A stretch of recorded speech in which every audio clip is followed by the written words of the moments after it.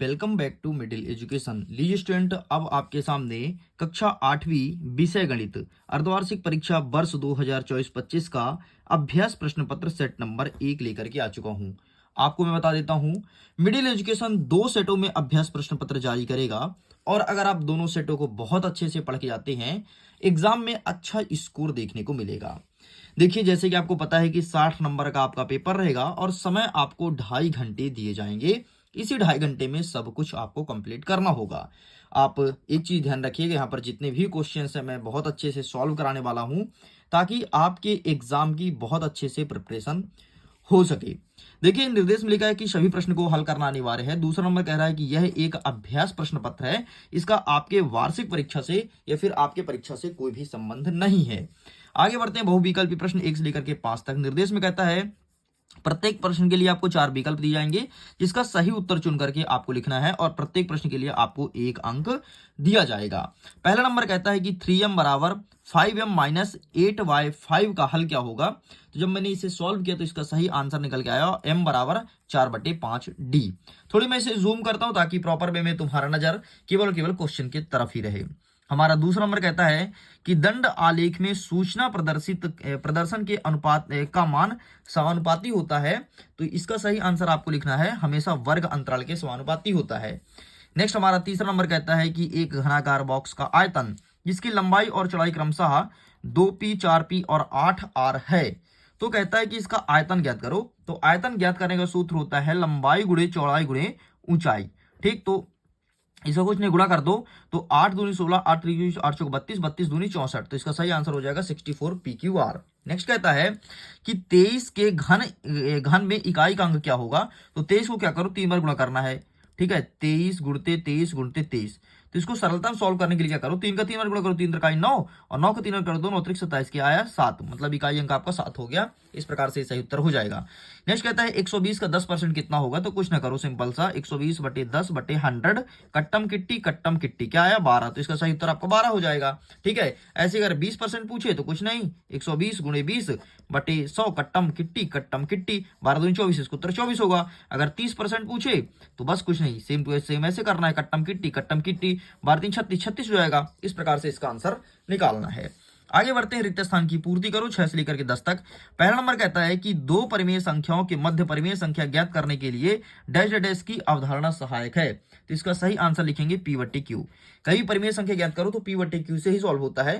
ठीक है, आगे बढ़ते हैं, 7वां नंबर कहता है कि एक समचतुर्भुज का विकर्ण परस्पर डैश डैश होता है तो परस्पर समद्विभाजित करते हैं। ठीक है, परस्पर समद्विभाजित, एक समांतर चतुर्भुज का विकर्ण परस्पर समद्विभाजित करते हैं। ठीक है, यहाँ पर होते ही नहीं, करते होना चाहिए। नेक्स्ट कहता है कि किसी निश्चित घटना की प्रायिकता डैश डैश होती है तो 1 होती है। किसी निश्चित घटना की प्रायिकता हमेशा 1 ही होगी।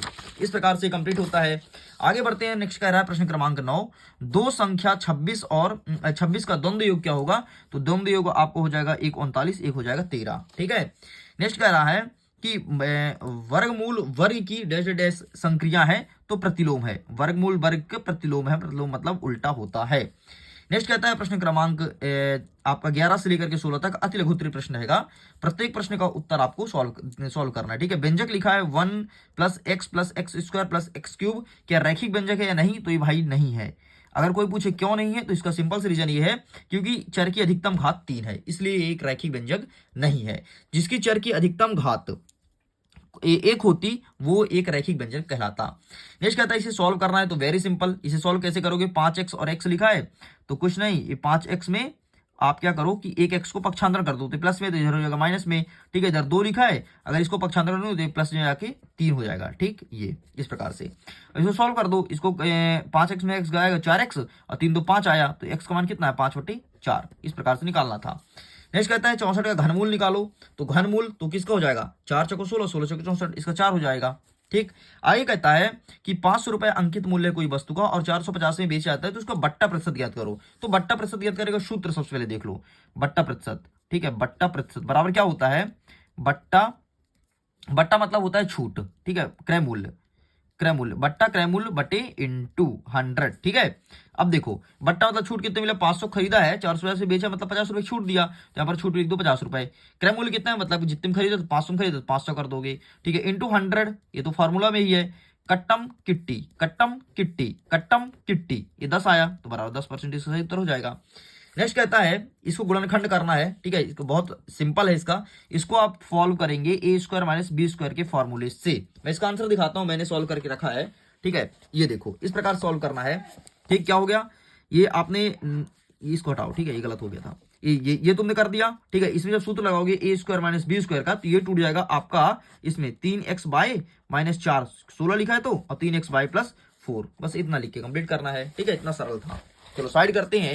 नेक्स्ट क्या कहता है कि 3/4 को प्रतिशत में बदलो, सिंपल सा, 3/4 3/4 कर दो, प्रतिशत मतलब 100 होता है, कट्टम किट्टी, तो 4 का पहाड़ा पढ़ो 100 बार तो 25 बार में जा रहा है, तो 25 तिहाई 75% ले भाई, प्रतिशत में कन्वर्ट हो गया, इतना सरल था। नेक्स्ट कहता है कि लघुत्तरीय प्रश्न सॉल्व करना है 17 से लेकर के 22 तक, ठीक है।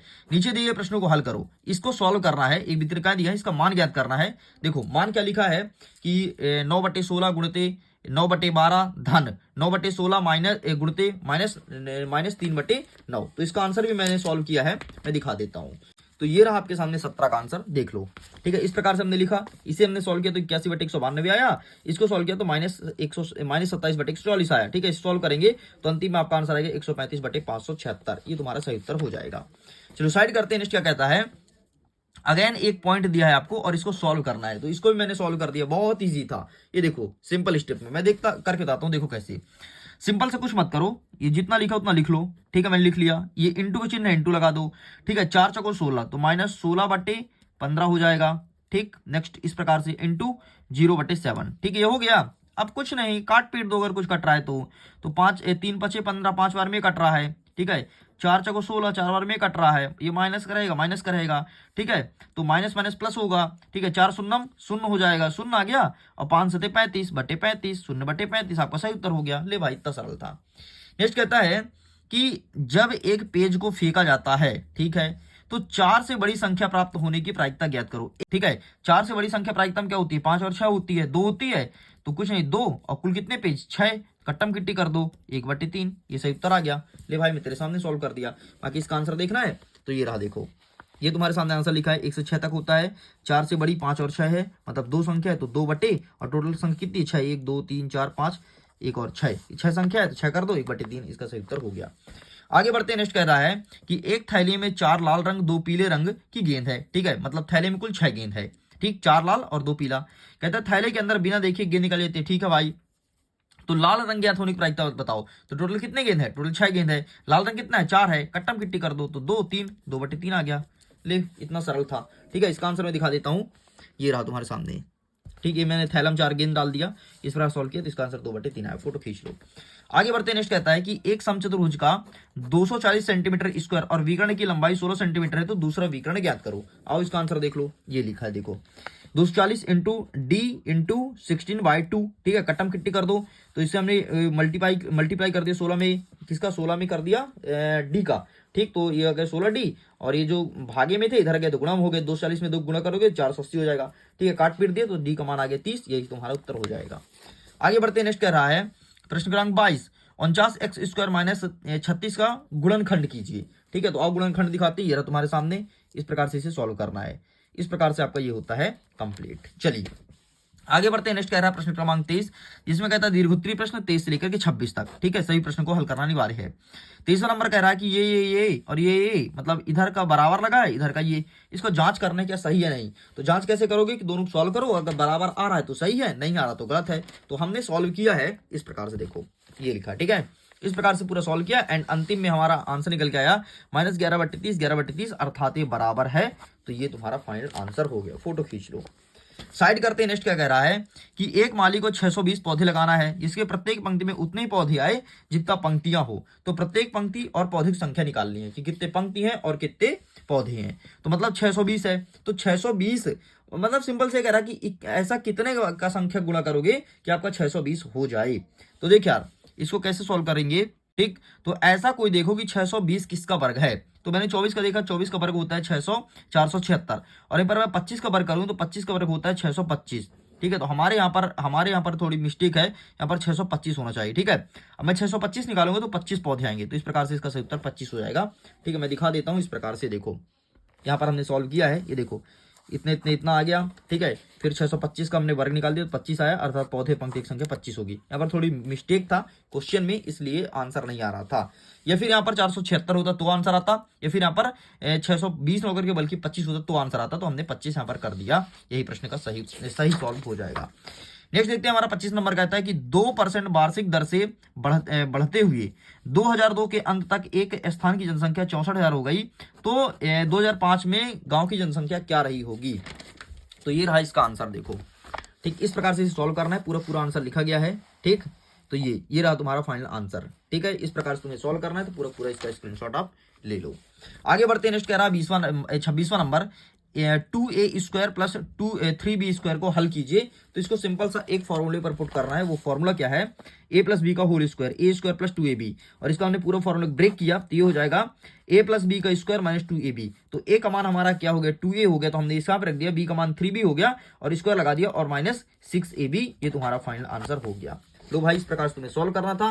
प्रश्न क्रमांक 1 से लेकर के 26 तक सब कुछ कंप्लीट कर दिया हूं। अगर इसके पीडीएफ डाउनलोड करना है, लिंक डिस्क्रिप्शन बॉक्स में जाकर के पीडीएफ को डाउनलोड कीजिए और सारे क्वेश्चंस को बहुत अच्छे से प्रिपेयर कर लीजिए, ताकि एग्जाम में बेहतर स्कोर गेन कर सकें। टेलीग्राम एंड व्हाट्सएप पर जरूर जुड़ना, लिंक डिस्क्रिप्शन बॉक्स में है, चेकआउट कीजिए। Okay, bye bye.